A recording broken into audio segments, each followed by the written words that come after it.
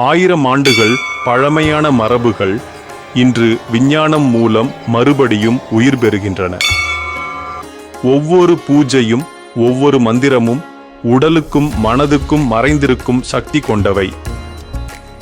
நவீன நியூரோசயன்ஸ், புவியியல், உயிரியல் எல்லாம் சொல்லும் உண்மை ஒன்றுதான்: ஆன்மீகத்தில் அறிவியல் உள்ளது. இது ஆன்மீகமும் அறிவியலும் சந்திக்கும் பயணம். வரவேற்கிறோம் ஆன்மீக அறிவியல் உலகிற்கு. வணக்கம்.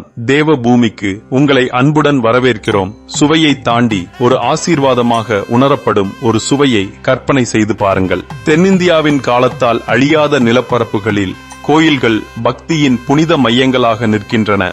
மேலும் ஒவ்வொரு யாத்திரையின் முடிவிலும் ஒரு புனிதமான பிரசாதம் உங்களுக்காக காத்திருக்கிறது.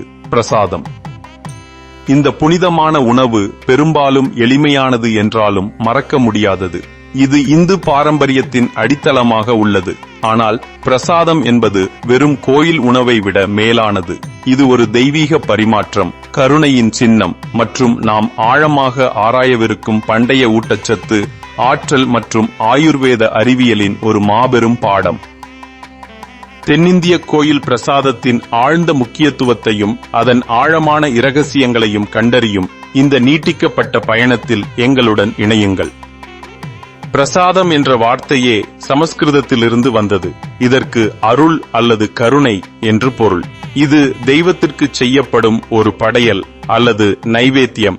அந்த தெய்வம் அதை ஏற்றுக்கொண்டதை குறிக்கிறது. படையல் சடங்கு முடிந்ததும் உணவு தெய்வத்தின் ஆசீர்வாதங்களால் நிரப்பப்பட்டு அது பிரசாதமாக மாறுகிறது. இது தெய்வீக கருணையின் ஒரு பகுதியாகும். இந்த கருத்து கோயில் அனுபவத்தின் மையமாக உள்ளது.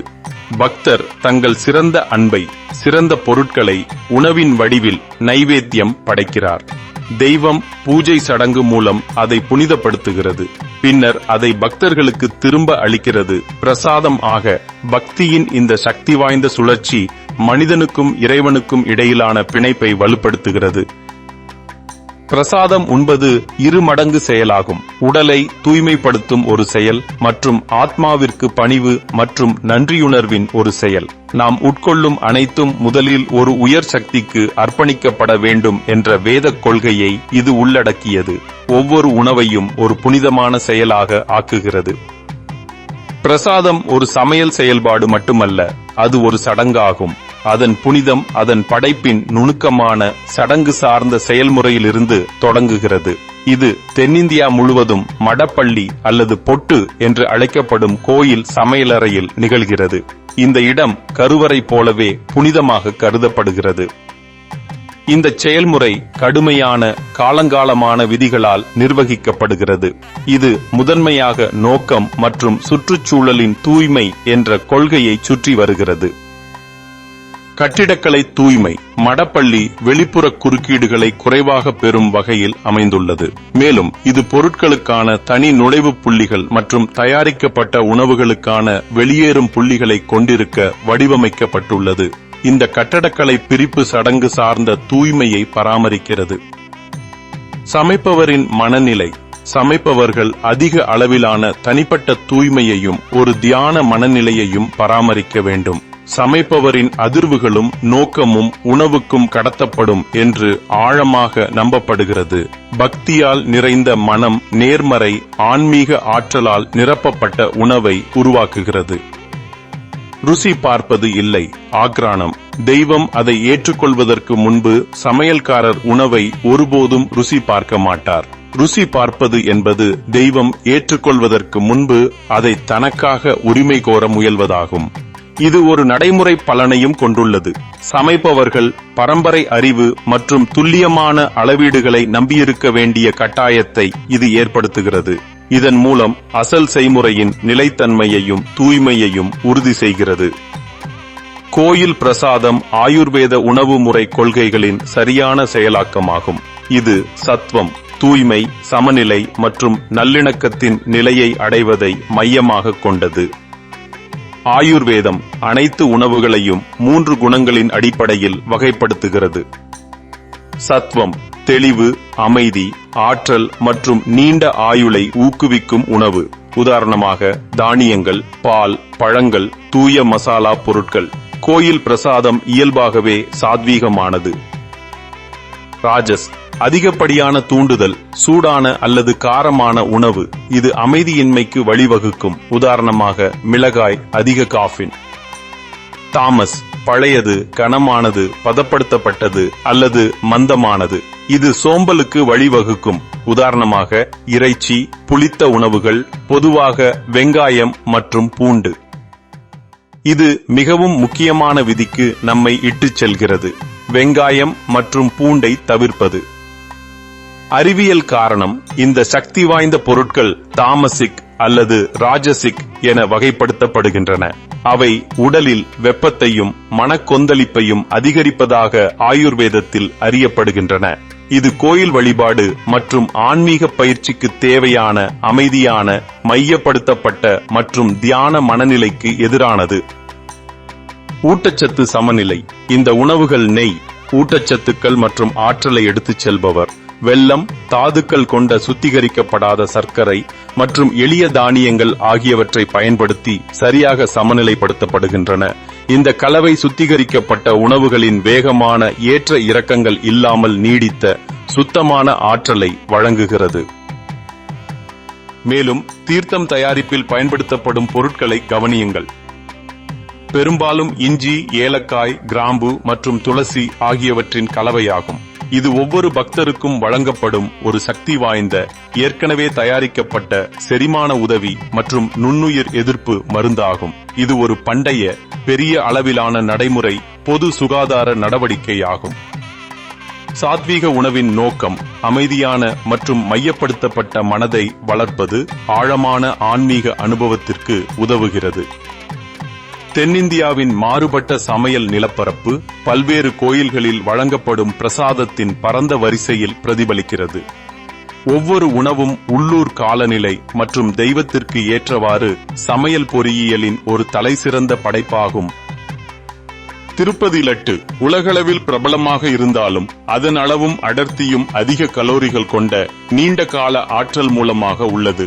7 மலைகளின் கடினமான ஏற்றத்தை முடிக்கும் யாத்ரீகர்களுக்கு இது சரியானது. மதுரை மீனாட்சி அம்மன் கோயில் பொங்கலும் தோசையும். இங்குள்ள தயாரிப்பின் அளவு, குறிப்பாக காலை பிரசாதங்களுக்கு, ஒரு மாபெரும் நிறுவனத் திறனை காட்டுகிறது. இது பெரும்பாலும் ஆயிரக்கணக்கான மக்களுக்கு தினசரி உணவளிக்கிறது.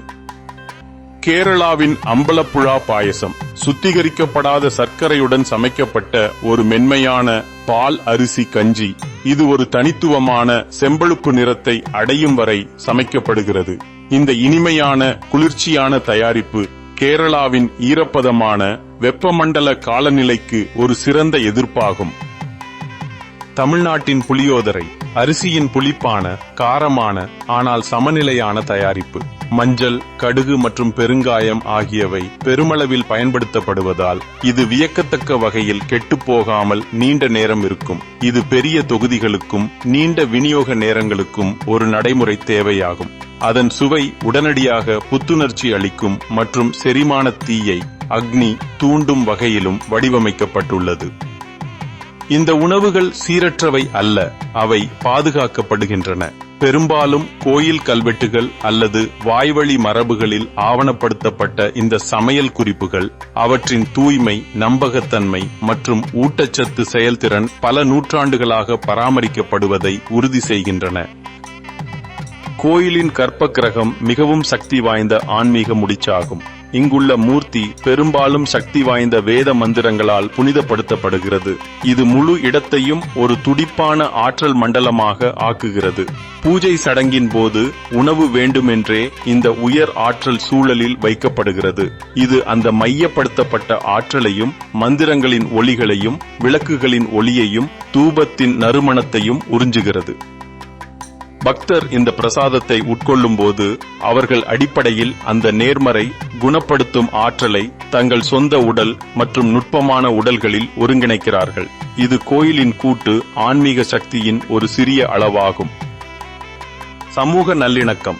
அன்னதானம் என்பது சமூக சமத்துவத்திற்கான ஒரு சக்தி வாய்ந்த வழிமுறையாகும். பிரசாதம் விநியோகிக்கப்படும் போது ஒவ்வொரு பக்தரும் அவர்களின் செல்வம், சமூக நிலை அல்லது பின்னணியை பொருட்படுத்தாமல் அதே ஆசீர்வதிக்கப்பட்ட உணவை பெற்று பகிர்ந்து கொள்கிறார்கள். இந்த செயல் தெய்வீகத்தின் முன் பணிவு மற்றும் சமத்துவத்தின் இலட்சியங்களை பலப்படுத்துகிறது. நன்றியுணர்வை வளர்ப்பது. அனைத்து உணவுக்கும் நம்மை விட ஒரு பெரிய மூலமே காரணம் என்று இது ஒரு மென்மையான நினைவூட்டலாகும். இது ஒரு சாதாரண தேவையை ஒரு புனிதமான நன்றியுள்ள அனுபவமாக மாற்றுகிறது. தென்னிந்திய கோயில் பிரசாதம் என்பது ஆன்மீக தத்துவம், அதிநவீன ஆயுர்வேத ஊட்டச்சத்து மற்றும் ஆழ்ந்த சமூக பொறியியல் ஆகியவற்றை அழகாக பின்னி பிணைக்கும் ஒரு வாழும் பாரம்பரியமாகும். சமையலின் மிக உயர்ந்த வடிவம் பக்தியின் செயல் என்றும், நோக்கத்தின் தூய்மையே மிக முக்கியமான மூலப்பொருள் என்றும், மிகச் சிறந்த அருள் எப்போதும் சுதந்திரமாகவும் சமமாகவும் பகிரப்படுகிறது என்றும் இது நமக்கு கற்பிக்கிறது. அடுத்த முறை நீங்கள் ஒரு கோயிலுக்கு சென்று அந்த சிறிய புனிதமான பகுதியை பெறும்போது நினைவில் கொள்ளுங்கள், நீங்கள் வெறும் உணவை உண்ணவில்லை, நீங்கள் ஆயிரக்கணக்கான ஆண்டுகள் பழமையான ஒரு பாரம்பரியம், மொத்த நல்வாழ்வின் ஒரு பண்டைய அறிவியல் மற்றும் தெய்வீக கருணையின் மறுக்க முடியாத இனிமையான சுவை ஆகியவற்றில் பங்கேற்கிறீர்கள். எங்களுடன் இணைந்ததற்கு நன்றி. இந்திய பாரம்பரியத்தின் இதயம் பற்றிய மேலும் ஆழமான பதிவுகளுக்கு லைக் செய்து சப்ஸ்கிரைப் செய்ய மறக்காதீர்கள். ஆன்மீகம் என்பது நம்பிக்கை மட்டுமல்ல, அது ஒரு அறிவியல். ஒவ்வொரு மந்திரமும் ஒவ்வொரு வழக்கமும் நம் உடலும் மனமும் சமநிலையில் இருக்க வடிவமைக்கப்பட்டவை. இன்று நவீன அறிவியல் அதையே உறுதிப்படுத்துகிறது. ஆகவே ஆன்மீக அறிவியல் எதையும் மறுப்பதில்லை. அது நம் வாழ்வை அமைதியாக்கி நம் உள்ளத்தை உயர்த்துகிறது. இந்த பயணத்தில் என்னோடு இருந்ததற்கு நன்றி. அடுத்த காணொளியில் மீண்டும் சந்திப்போம்.